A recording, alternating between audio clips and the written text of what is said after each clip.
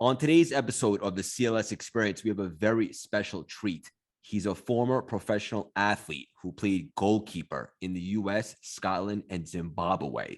He's tackled life's adversity head on, turning pain into passion and purpose. CBS coined him the national faith leader. He's a phenomenal pastor, thought leader, author, and speaker, cultivating and spreading the message of hope worldwide. He's been featured on Good Morning America, NBC, and ABC, just to name a few. He's a beacon of light and an unbelievable husband and father to his children. His mindset and faith is absolutely bulletproof. He's just an overall juggernaut in all facets of life and a terrific human being. Please welcome the grateful and abundant Jesse Bradley. How you doing, Jesse? Craig, that is so kind of you. I want to say I love you, spending time with you all the time we're talking. I'm just energized and I love what you bring. You're involved in so many things. I know it's intentional. Again, I know it comes from a deep place of passion. Spreading hope resonates with both of us. I'm so glad to be here today. Yeah, and like we were saying before we went on air, this is not the first time you and I collaborate. It's definitely not going to be the last. I have so much love and respect for you. And whenever we get together, like even my energy's on another level. We just have so much fun. It's exactly what we're going to do here today. That's it. You know, when my family watched us talking one time, they said, Jesse, he's got as much energy as you do. And so here we go. Game on. This is fun. Yeah, audience, buckle up. Before we start a little bit at the beginning, because the audience loves to get a feel for the journey, we're going to get a little weird. You ready for me, Jesse? Let's do it. What's your superpower? You know, I would say that my superpower has changed over the years. And I think that my superpower has shifted to relationships and people, because that's what's most important in life. And I believe that when you have quality relationships, the quality of your life changes. And that's a shift for me because naturally I tackle mountains. I love the next mountain and go get it. And I think that for me, it hasn't been just about tasks, but I've got to value relationships more. And that's where I just keep shifting in that superpower. Yeah, that was gold. And I love the way you articulated that. No surprise there. And also something I've been speaking about a little bit more recently is relationships. And it's so interesting that like for the audience, right? Because that's what we want to do. We want to serve and impact as many lives as we can. Relationships, it hits that core that everybody can relate to in some capacity. Yes. And relationships include being intentional. And it's always going to come down to trust and love. There's nothing greater than love. I mean, there's so many aspects of relationships, they all fall under love. And the greater the love, the greater relationship. The relationship won't move deeper than the trust. And so you got to be realistic about trust. You know, things break trust and things build trust. What do we do in our relationships? And it's not just the verbal. Words have the power of life and death, but it's also the nonverbal. When you listen to people, see, I believe listening is actually more important than speaking. And the good book says, you know, be quick to listen, slow to speak. But a lot of times we don't know how to listen. We weren't trained in school. And so listening, and that's intentional, especially extroverts. That's tough because, you know, to slow down, to listen to someone else means I value you. My goal is going to be understanding. I'm going to lean in. If I don't understand the full picture, it's not going to make sense. So just to know that you're heard, that I've listened to you, and I've listened to more than just your literal words, but also your nonverbals and your heart, your tone. And sometimes someone will tell you something like, oh, it's fine, but really it's not fine. And you can see it on their face and you can hear it in their voice. And so they say you have to ask someone 3 times. First you say, how are you doing? And that in our culture just means I see you, you know, and then the second time is, how are you really doing? And then the third, well, how are you feeling about that? And a lot of times it's the third ask that tells someone you're interested, you're engaged, you care, and then they feel safe, and then they drop down those walls, and then you can go deep. And that's ultimately what we really all want to do, is go deep, because that's where the restoration happens. Jesse's got nuggets today. This is incredible. We're off to a great start. To be honest with you, I just took a mental note of this, and I can't wait to re-listen. It's so true. The first "how are you" really is "I see you," right? Then it's "how are you really." That just hit home because based upon my communication and with people and so forth, it's so true. You got to break down that barrier. That's it. And we all have those walls up for different reasons. A lot of times it's past pain, past disappointment, or maybe someone's new. But I'll tell you, relationships are always a risk. And for you to go vulnerable, I mean, I love that. Transparency hour, vulnerability. That's when an authenticity is something, especially the younger generation demands. but it's what everyone wants in that sincerity and authenticity. And to get there, you've got to feel somewhat safe, but it's also going to be a risk. It's going to be a risk every time, but it's a risk worth it. And even if I'll speak to anyone who's maybe trying to play it safe and isolated because you've been hurt in the past, that I just pray for that healing, because to re-engage with people, it's going to mean letting people in and taking a risk. And I say that because I was someone that was either in denial or I had walls up and I didn't let people in. And I thought I would just make it through life, trying harder, persevere, white knuckle.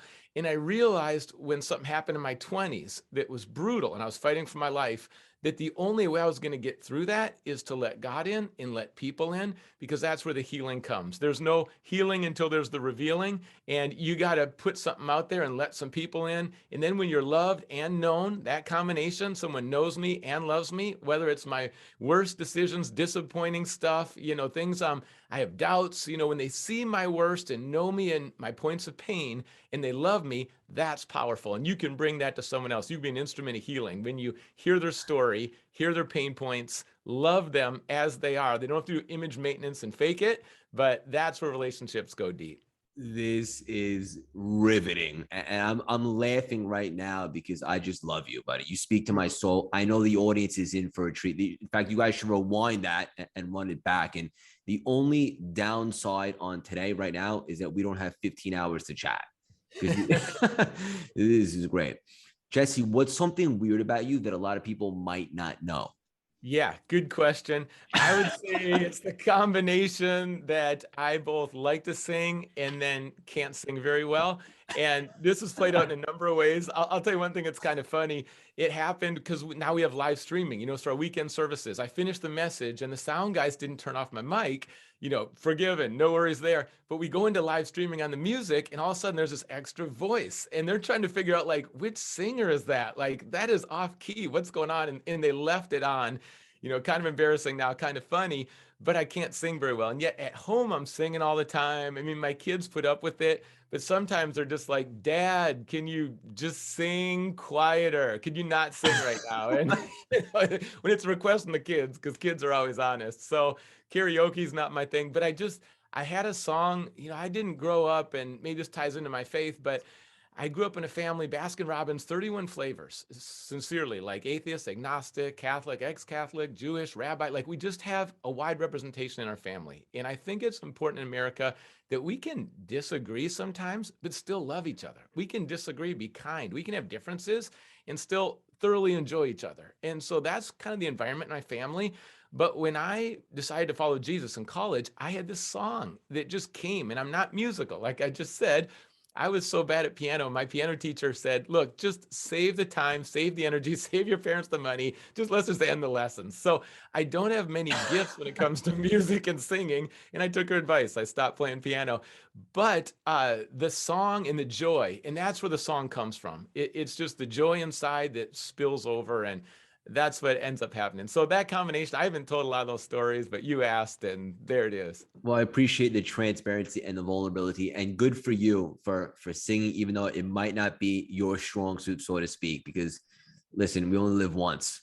That's it. Don't let someone else put out your joy. That's Even if right. you can't hit a note, like don't give them too much power where they're going to stop your song. And I That's right. believe we've all got a song. The environment I'm in right now, in the church I'm in, I feel like there were two songs in the past. There was one song of the glory days. It was 20 years ago, and the church was doing amazing things in the community. And some people were stuck in that song. Well, those were the glory days. Those were the good old days. And then there was another song of the decline and the different challenges. And that was like a dirge. And some people were stuck in the past on that song. And I believe we can't live in the past. So don't try to live in your high school days, or don't go back to the old pain and let it define you, or the bad choices. We need a new song. And when you play the new song, then don't worry about if everyone likes it, and you're pitch perfect. If it's joyful, if it's building other people up, Craig, what I appreciate you bring out the best in people. You celebrate the best, and you've got that fire in your eyes. Like, you've got a song Some people, their eyes kind of glaze over. Other people, like there's a fire in the eyes, and your soul is lit. And that song, that joy, that fire, like don't let people put it out. Don't let circumstances put it out. And so continue to sing. If you need to take voice lessons, take those, but continue to sing. I promise you I will, brother. And thank you for the acknowledgement. And again, so much love you, but it's so true. Like, and keep singing, keep dancing to everyone out there. And there's a different season, and you'll have a new song or a new dance, and just keep doing it, because at the end of the day, that's something that we can control. And like you said, don't let anybody take that spark away. Yes. And you know, when you have incredible joy, you're helping and serving other people. I mean, you wake up in the morning energetic, you're excited about the opportunities. Like, I believe God's good. I believe God places things in our path every day that are good, conversations, chances to serve people. Some are going to be part of your job description, but others, it could be you're walking by someone who doesn't have food and is homeless, and you take them out for lunch. And so some are planned, but a lot of the greatest blessings are not planned. And when you live in that anticipation, and Craig, you made a big pivot, took a lot of courage, but you went a new direction, and you're living out, you're using your gifts, your talents. We can see it. You don't have to fake it, manufacture it. You're not, like, you're in that zone where you're all about other people serving and making this life a better place. And everyone has gifts. Everyone has a story that's significant. Everyone has incredible potential. And a lot of times, whether it's our own negative self-talk or what people have said about us, there's a low ceiling, and we want to obliterate that low ceiling, and we want to step into like all the good things, all the blessings that God has for us. And that includes collaboration.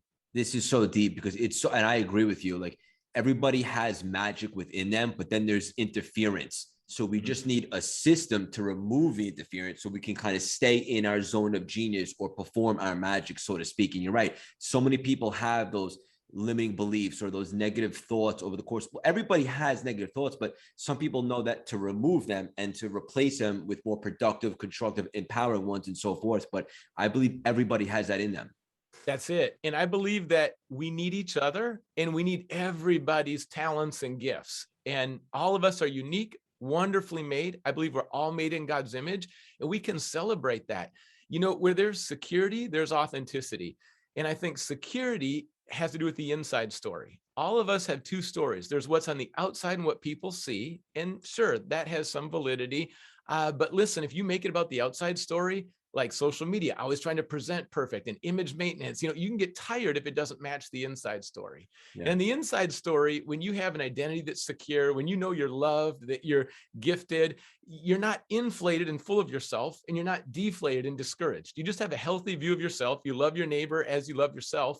And then you start to celebrate other people and their gifts and talents. And the more you set other people up for success, you're going to step into your potential. And so it's connected. We need each other. There's collaboration. And then my personal viewpoint, and I know there's a lot of different people watching, and I respect everyone. My life changed when I realized I need something more than just me, because I run out of love. I run out of patience. And so I go to God and ask in prayer for help. Could you give me wisdom in this decision? And here's a simple prayer, but this is one that really helps me, is first, clarity, 3 C's. First, clarity, that I would be able to discern the best decision, wisdom in the decisions I'm making in life. And then the second is courage, because once you know and you see that path forward, it takes courage to move forward. There's going to be a cost, and there might be people who don't like that. That's courage. Try something new. That's courage. And then the last one is compassion, because it's about relationships and love people well. And that prayer for me, please God, clarity, courage, compassion, that's something I pray in so many settings. And ultimately, when there's a source for me greater than myself of love, when I run out, that source that doesn't run out of hope and joy, like I get filled up again. And that's something I need every day. So that's where I give God the credit, not because I'm just trying to sound spiritual or say something. Listen, I didn't even believe God existed until, I went to Dartmouth and took an introduction to world religions class. I didn't even believe he existed, but I just say it sincerely because I'm in a posture of reliance during the day, and I'm grateful. I'd say this for all of us: we receive, then we give. And if you just are always striving and giving, you're going to burn out. And we all need to receive and give and have it come from an overflow. Yeah, this is just gripping, buddy. I mean, like I said, I could speak to you for 10 hours straight. I love all of this stuff. And it's interesting. I wanted to ask you, because You're so passionate about everything that you do. I have this feeling you're like me, like you don't really have a middle gear. It's like 100 miles an hour, or you're taking a nap. What at this point, with everything that you have going on, what makes you feel most alive? Mm. I'll tell you, and where I need to be most intentional is at home, because I love what Carey Nieuwhof says, that the people who know you best should be most grateful for you. And in my role, where I am energized, and as a pastor, I'm doing so many different things, from things in the community to teaching to counseling to writing. Like, there's so many different endeavors that I've got to be careful I don't chase all of those and then just bring leftovers home. And so, like, I appreciate your compliment, like, as a great husband and great father. I've got 4 kids, 3 biological, 1 adopted. Love all 4 of our kids, and I love our family. I genuinely enjoy time there. I love being, here, and I love being at home. And so I enjoy so many different things. But I would say at the end of my days, and I think it's important for all of us to stop and have that kind of foresight that looks backwards and do the engineering backwards. But at the end of my days, what's going to be most important?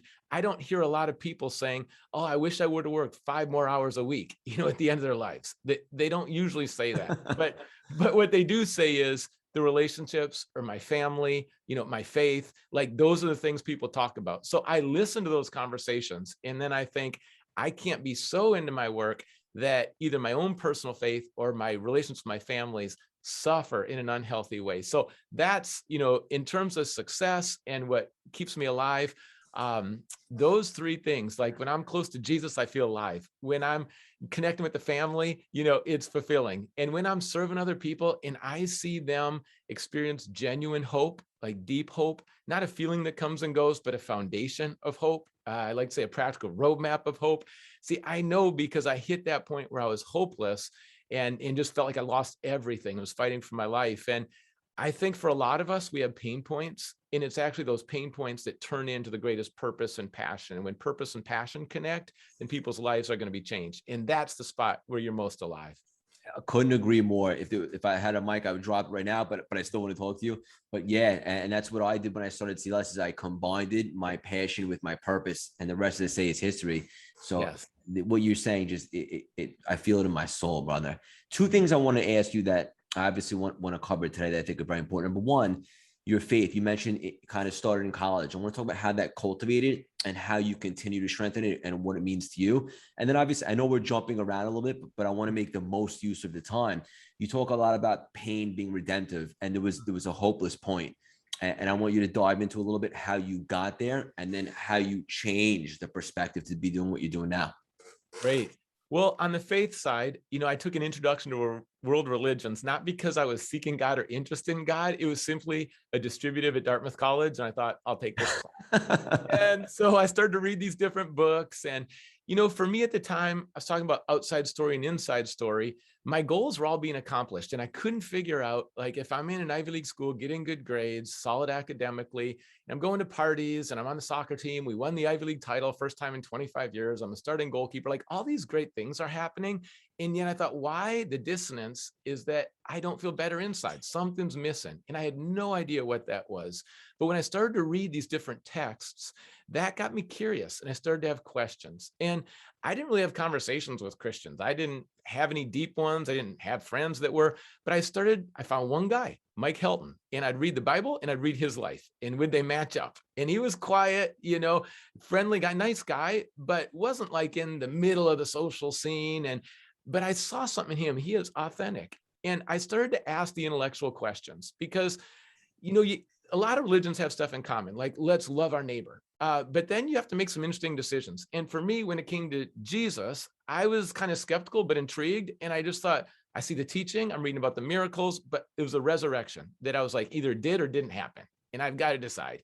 So let me get the evidence. And it's like a courtroom, like, let's lay out the evidence. Lee Strobel, Case for Christ, Josh McDowell. There's a lot of atheists who have written books. After they look at the evidence, I was like, I got to kick the tires. If I'm going to trust, if I'm going to follow, got to kick the tires. And so that was a process for me. I still did the Heisman. It was like, no thanks to God. And then after a year, I was like, the evidence was greater for than against. And it's not a blind faith. I just want to make the best decision I can based on evidence. So it was kind of cognitive and it's relational. But the word that changed me is grace. And it's an undeserved gift. And I thought, yes, this is what resonated. You can't earn your way to God. None of us are 100. None of us are perfect. We all need forgiveness. I'm like, how does that happen? And I just knew it can't be religion. It can't be rules. It can't just be rituals. It's got to be relationship. And grace is that God loves us and knows us before we ever love or know God. And he is patient. He is kind. And it's his goodness and kindness that lead us to him. And so it was cognitive and relational. And then when I made that decision, it was like, yeah, this is what's missing. And my whole life, I never forgave my dad because my parents got divorced when I was 7. And all of a sudden I knew I was forgiven and I forgave my dad. Seeing other people, instead of tearing them down with sarcasm, I just wanted to enjoy them and build them up. And like, you're so good at this. You're always just affirming people and complimenting people. It's like my heart for people changed. And there was a whole bunch of different things that changed, but all of a sudden, like, I'm at the party and I've got more joy than when I was drinking before. And it's like, oh, so you must be drinking? No, I'm not drinking, but I just got more joy. And all these things started to spill over. And that's really what happened with my faith. And not everyone, it didn't make sense to everyone. I didn't know how to talk about it. I was shy at first. I thought I can't tell anyone. And I never thought I'd be a pastor. But some of your greatest blessings in life are not what you see coming. And you have gifts inside of you didn't know about, or there's potential there. And I just never thought I'd be a pastor. But it took that tragedy that you mentioned to redirect me from professional soccer to pastor. And now I'm grateful both for my career that I had with soccer, but also for what I do right now. Yeah. And real quickly, I just want to say you forgave your dad after so long because you got forgiveness. When we don't forgive people, it's not them that's in the prison. It's really ourselves. And once we finally understand that, we kind of let ourselves out, right? Yes, so well said. Unforgiveness, bitterness, it's like a poison inside of you and it eats you up. The other person might not even know about it. Now, when you forgive someone, it doesn't mean that what they did was okay. It doesn't mean that at all. And in fact, you might not be best friends. You might still need distance if they're not safe. So that's important. Also, healing is a process that takes a lot of time. When you forgive someone, it doesn't mean all the healing just happens at the same time. But forgiving someone means I'm not going to take revenge. For me, the faith step is God has the final say in all of our lives. I can trust him with justice. I can trust him.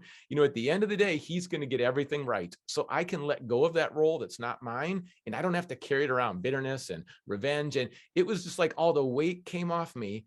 My dad could see it was sincere. And I just told him, I want to have as best a relationship as we can. And from that point, year after year, it just kept improving closeness. And I'm so grateful for my relationship with my dad right now. The turning point was when God brought his love into my heart. And then I had a new love for my dad. And it's a gift. All parents should be honored, a gift from the Lord. Some of us have maybe been through a lot with our parents, a lot of disappointment, hurt, abuse. Again, I'm not saying what they did was okay, but as much as we can, let's forgive and let's have the relationship be as healthy as it possibly can. Yeah, and I love what you just said. I never heard it really. People talk about karma or stuff like that. I don't know what your thoughts are on that, but the way you just articulated that, like God has the final say.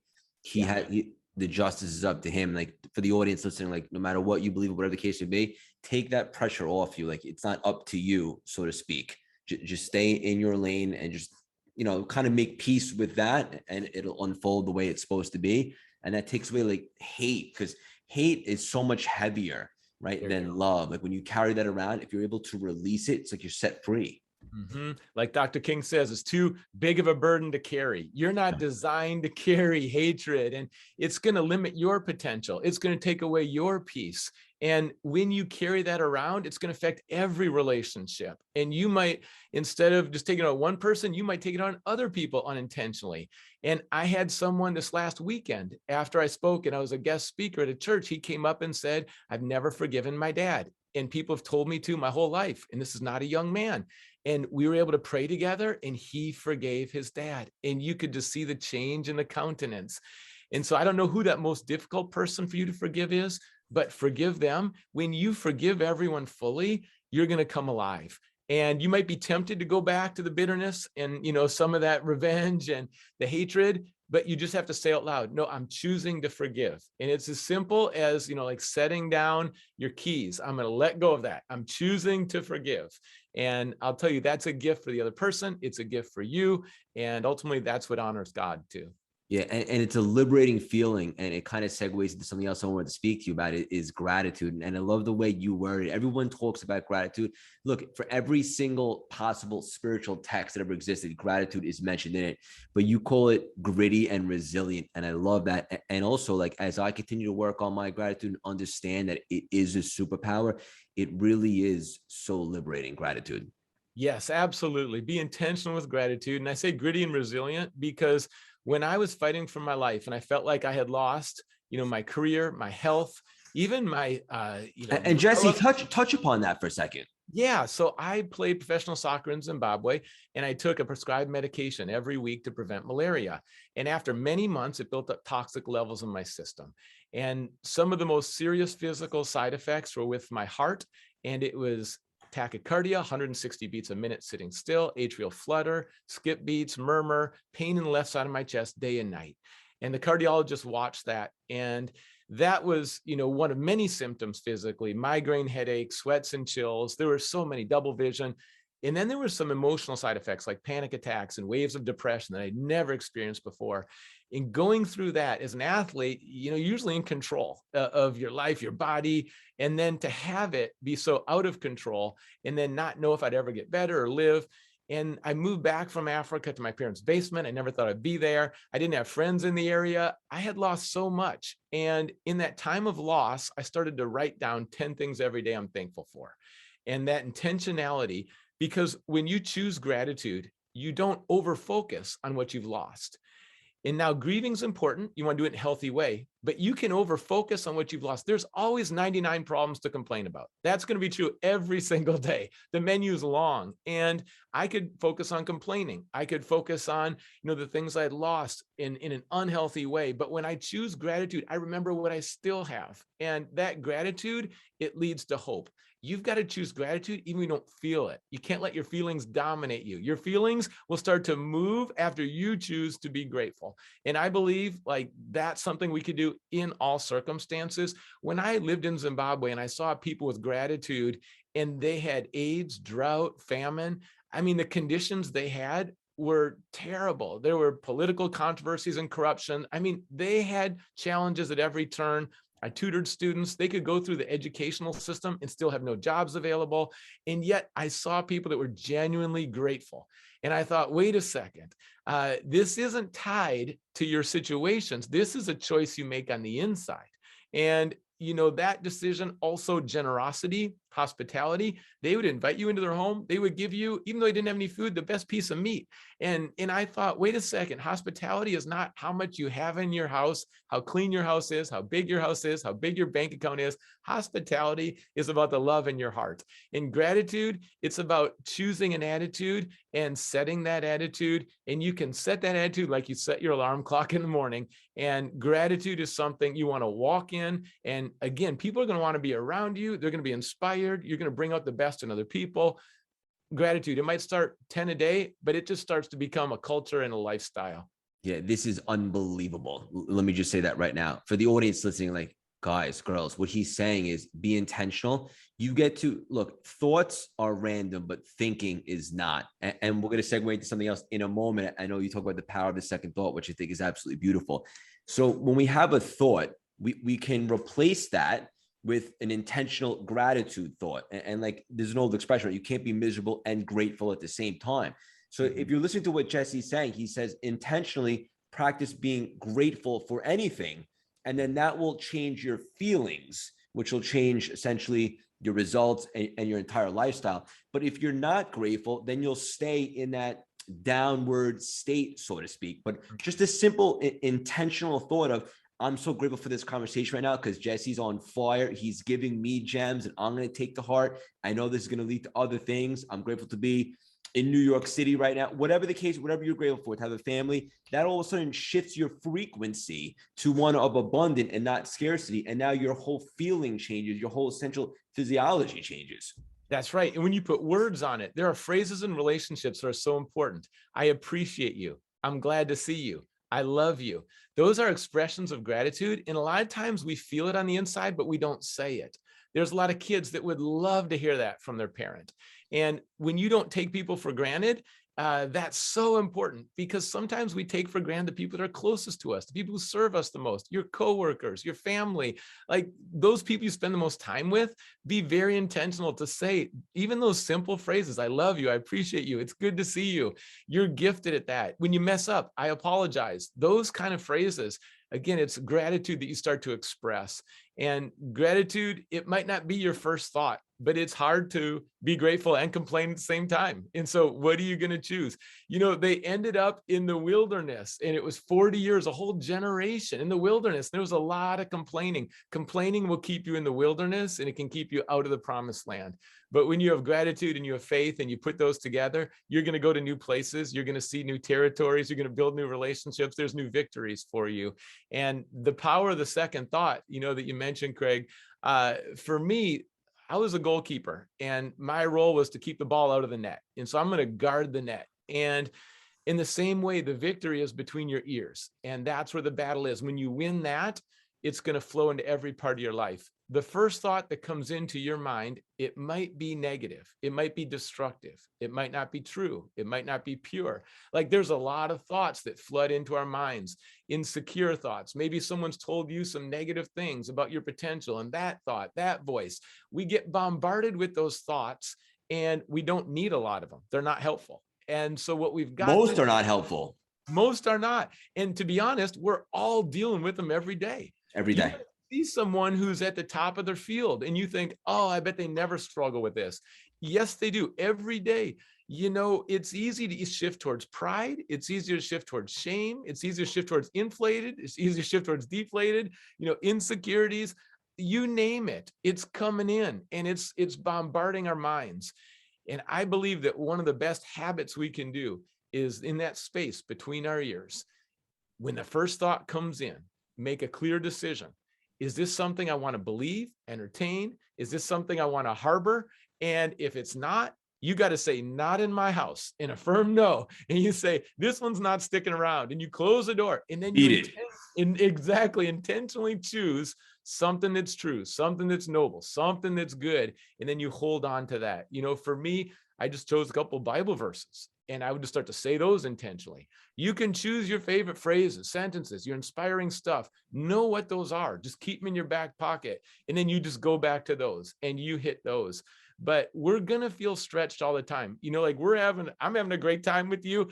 But Unbelievable. You know, I was feeling a little scared before this, and it came out of, you know, even a good place. Like, I just want to appreciate Craig and add value to CLS. And, you know, so good intentions are also, you know, I don't know where the conversation is going to go. It's not scripted. And, you know, those fears can come in, all that comes in, but you say, no, wait a second. Like, and you push aside some of that junk so it doesn't have power over you.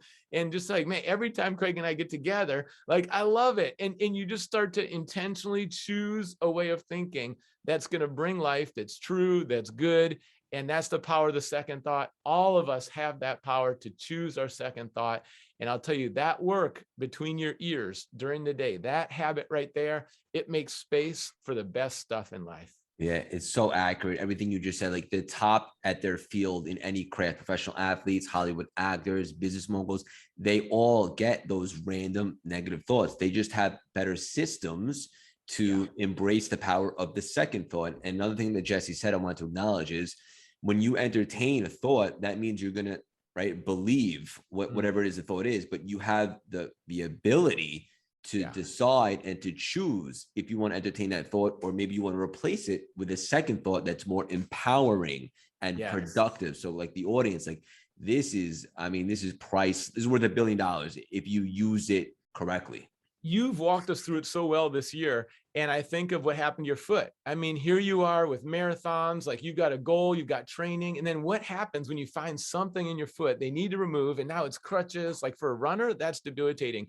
And the battle's going to start between your ears. And, you know, you're going to hear, oh, I can't run. Maybe I won't run again. Like this will never work. This throws off my training. Like, you know, all these different things that flood in.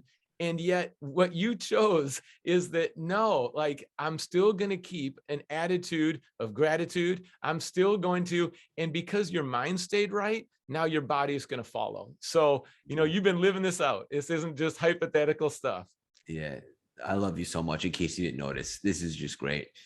Talk to me about the power of hope, Jesse. Yeah. Hope is something, and I said before, it's so much more than just a feeling. It's a foundation in your life. Hope is where you find your confidence. Hope is like an anchor that you drop. And I believe there's a practical roadmap for hope. Hope is not random. 48% of Americans during this pandemic, according to the Census Bureau, said they feel hopeless. And that's where my heart goes out, because I know that feeling so well. When I didn't know if I'd have health, I didn't know if I'd be my right mind. I didn't know if I'd have a career, what career. And when you have a lot of loss or a lot of question marks, a lot of doubts, like hope can start to fade. And that's true for all of us. But hope is something that's essential. I believe hope is something that comes first from God. And what's interesting in the Bible is hope is not a maybe, hope is a certainty. So it's not oh, I hope God loves me. I hope he accepts me. No, you can know, not because it's earned, but it's written right there. And you can know the kind of hope that doesn't waver on circumstances. That's a powerful hope. And I remember at my low point, there's something Jesus said, that your house, if you abide with Jesus, and I love that word abide, your house will be like a house on the rock and not the sand. And I think that metaphor is powerful for hope, because all of us have a house, a metaphorical house, and it's either on the rock or the sand. And I felt at that time like my house was on the sand, and it really was in so many ways. I'll tell you one of the ways. It was my identity was attached to my performance. My identity was linked to my performance. That's a performance trap. Listen, who you are is more important than what you do. And in America, so often, and for athletes, so often, if you perform well, you get so much applause, and you get all the credit, and you get the popularity. If you don't perform well, you're on the bench, you get cut, you're no longer under contract. And so as a professional athlete, identity can so easily be linked to performance, and self-worth linked to performance. That is a trap. And so hope is not going to be there if your identity is in what you do. And ultimately, if it's in what you do, again, the two options are either pride or shame. So shift that identity. And I had to choose a different identity, that I'm going to find my identity in what can't be lost. My health can be lost. My money can be lost. My career can be lost. My shutouts can be lost. So what do I have available for me? And I want to tell everyone today, hope's available for you. A secure identity is available for you. Like, this isn't about you have to go to a certain school or have a certain bank account or level of achievement. It's available. Hope is available for all of us today. And I think hope is part of that foundation that's going to just, again, overflow into our relationships. And when you have a hope and you're secure in that hope, when haters come and people throw shade at you, or the brightest lights at night, they attract the bugs. When you have success in life, like, don't think it's going to get easier. There's going to be harsher critics, stronger critics are going to come up. And if you have an identity and a hope that's secure, you're going to weather that storm, because you know what's most important at the end of the day, and you're not going to get too swayed by the comments and the circumstances that come through social media and other places. So yeah, hope is essential, and it really does protect you as well. I'm just straight up moved by this specific part of the conversation, because a lot of people talk about the law of attraction and The Secret. And it's funny, I just had John Astroff, one of the guys from The Secret, on 2 weeks ago, and we were talking a little bit about this. But I think the movie The Secret, based upon the law of attraction, is incomplete, because I think hope plays a huge role in this stuff. Because having hope, right, your thoughts turn to beliefs and put you in that frequency to a target. For example, like, my pops is battling cancer, right? Mm-hmm. And they didn't give him the best prognosis a few years ago, but I stay on my dad. I keep him positive. He has things to live for. He's excited about CLS. He's excited about his grandchild. And, he just got, knock on wood, good results from his last PET scan. So he has hope, and, he's hoping to get better, to get healthy, because he has things to live for. And, I can't speak for everyone, but I know there's people that get diagnosed with certain things like cancer and so forth, and they lose hope right away, and they kind of stop fighting, and then that's up for them. So I think hope is huge. And I love the way you described it as a foundation. And you brought it right in, personal. So many of us have loved ones, or we're going through health stuff, and that's a time of testing. And hope is tied to beliefs. And I hold on to the belief. For me personally, I believe God exists. God is good. God loves me. God's with me. God has a plan. God does his greatest work in the most difficult circumstances. So when I hit something that's way bigger than me in terms of a challenge, it's like I go back to belief, and that's part of that foundation. And then that belief is intact. Now I'm not just moving around with every wave that comes. It's not every feeling that comes and goes during the day, but it's based on some of those core beliefs. And I believe that your beliefs and my beliefs set the tone of our life. And we can't just go through life shallow and just chasing this and that in a shallow level. We've got to take time, and it might be slow down. It might be get away from the noise, but you got to go deep and say, what's your life all about? What do you hold as core beliefs in your life? And then hold on to those in the storm, because that's part of a foundation in a house on the rock. And so identify those, just like, what is your purpose? We were talking before we went live, thinking about, if I had all the money in the world, what would I still do? What problems could I solve? How can I help people? At the end of my life, what do I want said to be true? And when am I most alive? Like those questions. Get away from the noise, write those down, go deep, because you can't build something if the foundation's not solid. And, when they're building something tall, those beautiful buildings behind you right there, Craig, and that's real. I've seen boats move. That's a real shot. That's not a fake backdrop. But I mean, those buildings, they didn't start on the top. Everything was about the foundation. And the better the foundation, the more secure and taller the buildings can go. So it's worth taking the time. That's what I'm encouraging people to step back from just your to-do list today and the things you got to crank out this week. Pull away 24, 48 hours a week away, get the foundation solid. It's true in marriage too. Get that foundation solid, and then you got something you can build on. Yeah, I love this. In case the audience couldn't tell from the smile on my face, Jesse, one of the things you talk about is God's weapons for spiritual battles. And I'm curious, because we spoke a lot about in this conversation about hope and gratitude. Are those two of his weapons? Great question. And the Bible describes this picture where we have the visible and the invisible. And the invisible is significant in life. There's more to this world than what we see. And in the invisible realm, of course, there is some mystery, but the devil, when we hear that word devil, and we got Halloween coming up, you see pitchforks and costumes in red, and, you see all of that. But the devil in the Bible is a really powerful angel who rebelled against God. And that battle continues today. Now, that might sound for some people like, whoa, you actually believe there's a devil? We could go further into that, but I won't right now. What I will say is that the Bible says the devil's language is lies. He's the father of lies, and lies, half-truths, and he drops those in consistently. Now, I'm not saying there's a demon behind every bush, but I am saying there's a battle between good and evil. There's a battle between truth and lies, and it goes right back to our mind. And so one lie, like you're never going to amount to anything, that lie that can come through someone's mouth, if you receive and believe that lie, I'm never going to become anything. I'm never really going to help people. I'm never going to become significant. Sometimes that comes from a friend or even a family member. But one lie that gets lodged, it can do so much damage. And there are lies that show up regarding how we view other people. Racism is based in a bunch of lies. And if we don't identify and obliterate the lies, we can't actually see each other as we really are. We can't actually relate to each other, connect, love each other, serve each other. Here's one lie: you're better than somebody else. That lie right there. Do you know how many people walk around thinking, yeah, I'm better than this person or that person because I've got more money, education, because I'm this or that? You're not better than anyone. And so getting rid of a lie, replacing it with the truth, that's the healing process. And it could be lies about yourself, lies about other people, lies about your potential, lies about God. I'm amazed at when people describe who they think God is. And I just think, wow, ended up with a really tainted, warped view of God. And they say, well, I reject that God. And I kind of think, well, I would reject that God too. I mean, that doesn't sound like a God I'd trust or love. And so we have these lies in so many different areas. And I believe that, the father of lies, well, that's the devil. And sometimes in our own minds and what we say to ourselves, it's just lies. It's not coming from God. It's coming from the pit. And we need to instead walk in truth. And Jesus is the truth. And he said, the truth will set you free. And replacing lies for truth, that's part of the spiritual battle. Yeah. For anyone that wasn't like super strong with their faith or whatever the case may be, after this conversation, forget it. They're going to be on a whole nother level, kind of like what happened with you in college.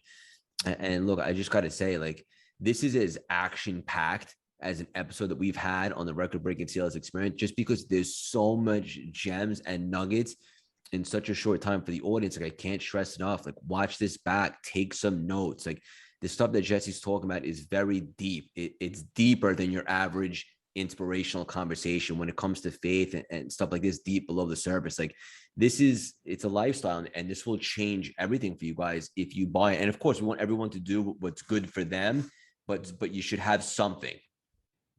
That's right. And I appreciate you just opening up such a wide range of topics. I mean, you draw people out well.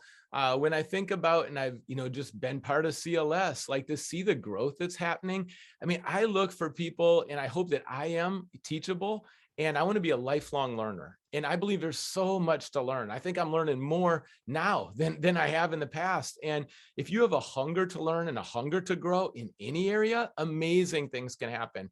And I also say that, flammability, some people, they can get on fire, others, it's like, maybe don't invest so much time and energy in that relationship, and when you get around people that have a purpose, a calling, a joy, like, let's say spread hope, like that's common goal for us. That's common passion, that's shared commitment. And then it gets exciting because when you're a room of people like that, be in a room where a lot of people are smarter than you, be in a room where a lot of people are on a level you haven't got there yet, and be in a room where people are honest with you and tell you that's not actually going to work. That's a bad idea. You're going to waste a lot of your time and energy there. Get in that kind of environment and then just start running together.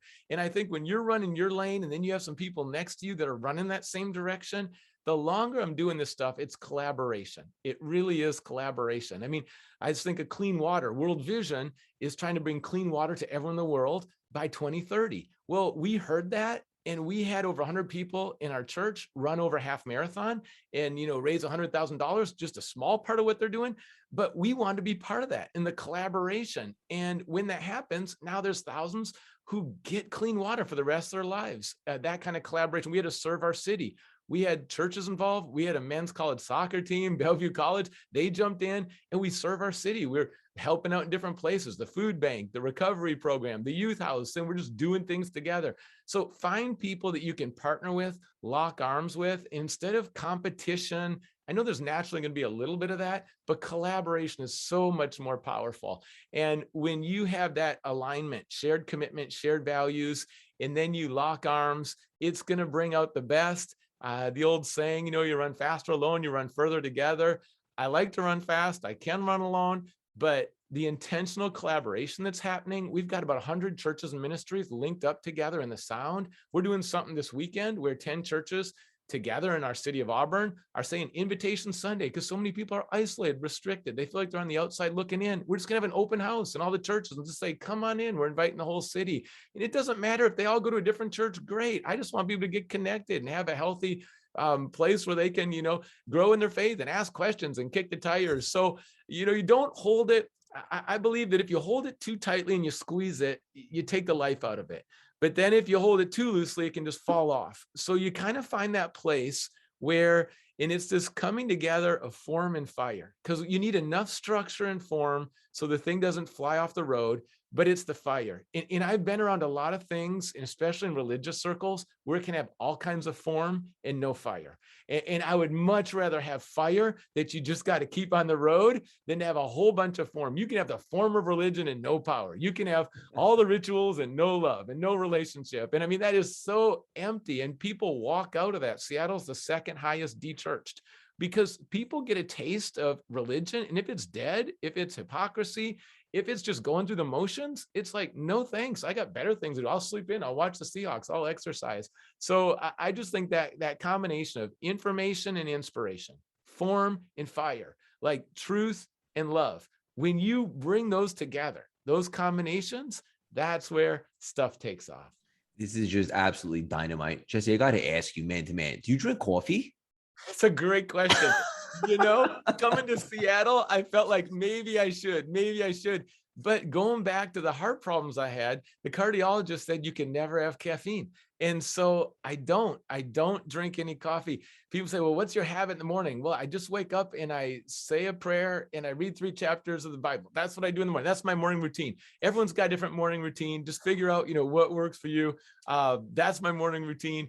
The main thing that I'm doing. But, I just feel so grateful to be alive. I feel grateful for these conversations. I'm grateful that you trust me enough to just let me talk to the people who trust you and you walk with. And You know what happened to me during COVID is that I felt like I was too much in a Christian circle, and it's easy to do that as a pastor, just kind of be in that bubble. And I thought, I want to build relationships and just be in different places and get to know different people and learn from different people in different settings. And so that's what I started doing about a year and a half ago, and it's been energizing too. So I'm just grateful. I'm enjoying it, and I'm just trying to be authentic. And I do have a passion to share what's made a difference in my life. And I don't want to force manipulate anybody on anything I'm saying, but if any of it adds value to your life, then I'm grateful, because I'm just sharing what's worked in my life. And I feel like I'm just one thirsty guy, saying there's living water for anyone that's thirsty, and just you make your own decision. But I feel like everyone should have the opportunity to hear some of this. And because maybe I didn't hear about it till later in life, Same. there is that extra passion to just say everyone at least has to have an opportunity with some of the biggest stuff in life to make those key decisions versus just whatever the culture says and the pattern is, or what your parents believe, or what you heard here and there. It's like, no, I just want to equip people, empower people to make those choices, and just to lay out my life in what's worked for me. So yeah, thanks. And you're doing the best that you possibly can, because you're giving everyone so much information to chew on, so to speak. And you can only bring them to the well, so to speak. They have to take that drink, like you said, but you're doing so much good in the world. I have so much love and respect for you. And I'm just so excited that this is just the beginning of our relationship. I have to ask you, because the audience is going to be in love with you in 2 seconds. What's the best way for people to work with you if they wanted to? Yeah, we started during COVID, the website, jessebradley.org, and there's some resources on there. They're free. Hopefully not because the quality is low, but they're free because we just care. Like we made videos on marriage. My parents got divorced when I was 7. So many strained marriages during COVID. And so this is a series that there's a video you watch for 3 minutes and a couple questions. Like, it's doable. You can do it at your home. It's simple. It's not that painful. And you can strengthen your marriage, whether it's really fallen apart. I've had a lot of people come in my office saying divorce, and then I've seen the restoration, and now their marriage are closer than ever. So that's the heart behind it. There's some content on hope and some videos. And then social media, you can connect in any way off that website. Again, jessebradley.org. Love to hear from people and connect as well. And then where can they follow you and support you? And what cool, exciting stuff do you have going on right now that they can catch? Yeah, our church is Grace Community Church in Seattle, grace인auburn.com. And we have live streaming. One great thing that's happened, because again, I believe the best things happen sometimes under the worst circumstances. Often. And man, for churches, it's been a brutal year and a half in some areas, but one where there's been a lot of growth and connection is through live streaming. So you can connect anywhere in the world now.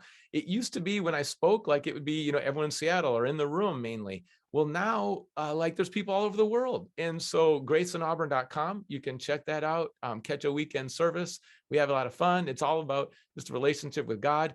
And then, I'm not sure exactly the day of this airing, but Good Morning America is this week. It's Friday, and I'm looking forward to it. It's kind of a festive theme. With Halloween coming up, they wanted to do something kind of lively, and they thought maybe they could involve my kids in costume. And I heard that and I thought, well, let's just go bigger, because during the pandemic, one of the great things that's happened is that in our neighborhood, the bond has really grown and relationships have been strengthened. So I asked them, I said, well, can we invite more kids? And we've got about 30 kids now in costumes going to be part of this. And I don't know what that's going to look like live on Good Morning America, but somehow it's going to be Faith Friday and kids in costumes and candy. So I just love stepping into stuff like that. And that's, to me, again, when you're talking about hope and relationships, sometimes people say, well, where do you start? I'd say, well, just start where you are. It's more intentional than it is additional. Start where you are. Well, who are your neighbors? Do you know the names of the people, the stories of the people living right next to you?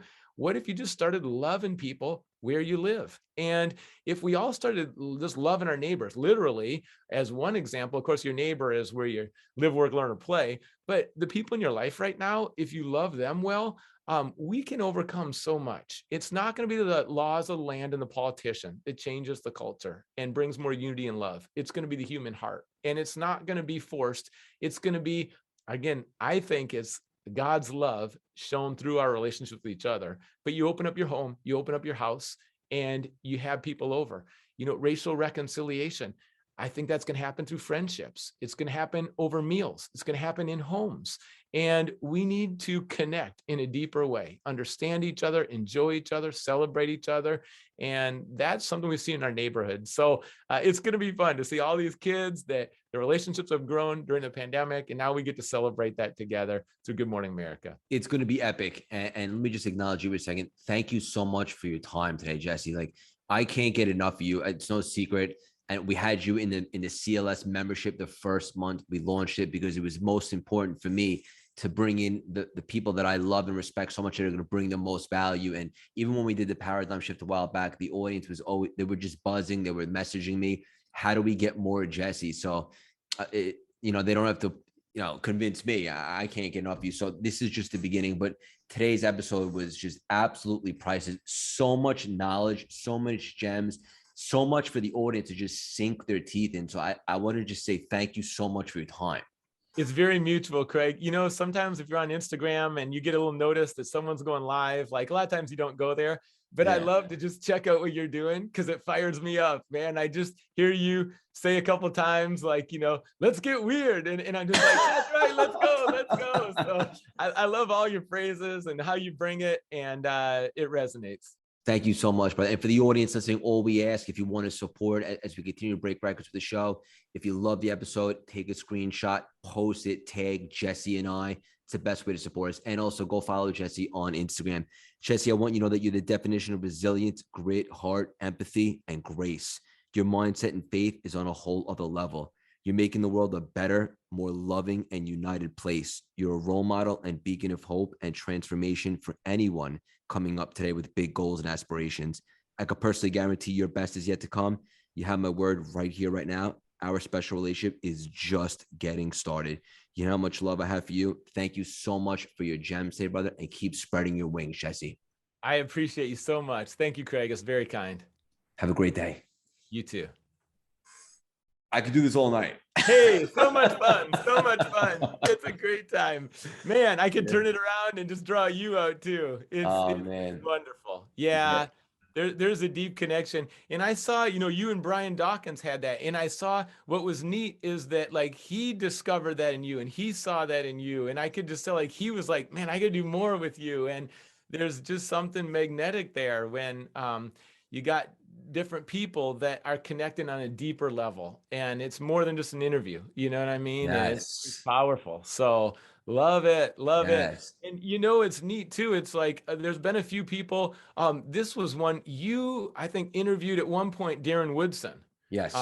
And so I saw that and I thought like, oh man, that was good. And I thought, so I just sent him a message and then he was like, oh, you got to get on my podcast. So I just did a podcast interview with him like a week ago. Great. And just love the time together. Like it was so rich and just one of my favorite interviews. And I just thought like, wow, that came because I saw you connecting with him and what you introduced me to, is like, man, I got to meet that guy and get to know him a little better. And so, I just appreciate you because the people that you're interviewing and the stories you're revealing, and all our stories are powerful. Like you're sharing those and it's popping like new ideas and possibilities. And man, that's just happening. I just say when our lives are done, I think you're just gonna be amazed at how many lives you touched. And and so don't stop. And you're not gonna see it all. You're probably only gonna see a 10th, of what's going on. And so just know that under 90% significant, and it's worth it. And that's gonna be the fun of, we have a short life, but the lives we can touch right now through podcasts, through, social media, through television, like it's so far beyond any other generation. Like there's never been a time that's better right now than to spread hope and influence. And when you're doing it the right way, I just believe like God's blessing is on you, because when you do it in a way that is like you do, unselfish and integrity, and inspire the people and to help people move to the next level, and you're sincere in that, man, God's blessings on you. It's greater than a big paycheck. Like it's what life's all about, is seeing those lives change. And so, I resonate deeply with what you're doing. You just touched my heart, brother, and my soul. And that's what it's all about, to pay it forward. And just to hear that you collaborated with Darren after hearing that's what it's all about. We're on the same page with basically everything. And I love you. Yeah, right on. Your selection of guests, I'm always like, yeah, that's a good one. That's a good one. So I hear you. And I said, man, he's got to get in the Hall of Fame. We got to get that brother in the Hall of Fame. I know. He's close. So yeah, he is. good stuff. Hey, can I say a quick prayer for you before we go? Please. Right on. Okay, God, I pray for Craig. I thank you for the healing in his foot. I thank you that he's running the race, Lord, that you have for him, literally, and in his life right now as a metaphor. God, I pray for his dad, for hope, for strength. I pray for their connection. God, I pray too that your love would just continue to flood into their hearts and they would receive it, not fight it in any way. And God, I pray your blessing. We see what you're doing. And Craig is using so many gifts, and Jessica too. And God, we pray that you would guide him, that prayer of clarity, courage, compassion. Lord, I pray you continue to live that out. And Lord, thank you that with you, there's no limits. And God, we thank you that you are faithful and you are kind. And I pray that his impact would grow, not just in America, but to the nations. And we pray for your favor. In Jesus' name, amen. Amen. Thank you so much, brother. I enjoyed it. Yeah. I just meditated on that whole thing. Thank you so much for that, Jesse. Yeah. Sweet. Anytime. You know where I'm at. I'm always up for it. Love what you're doing. We're just getting started. I'll communicate with you when we're going to drop the episode, and we'll do a little live to hype it up, and we'll figure out some other things too. Yeah. And I'm totally flexible. So anything you ever come up with, like, sure, I trust you. And I just want to, again, provide value, build up what you're doing, make it a win for you. That's sincerely my goal. So. Is there anything I could do at all to support you? You're doing it, man. This today was a gift. It was massive. Okay. So, and we'll promote it too. We'll definitely get it out there. So awesome. Have fun this weekend. Hey, thank you so much. Friday morning. It's going to be an adventure. Yeah. I'm grateful my wife said yes. So it's on. That's it. We'll chat soon, Jesse. Sounds great. Thanks so much. Buddy.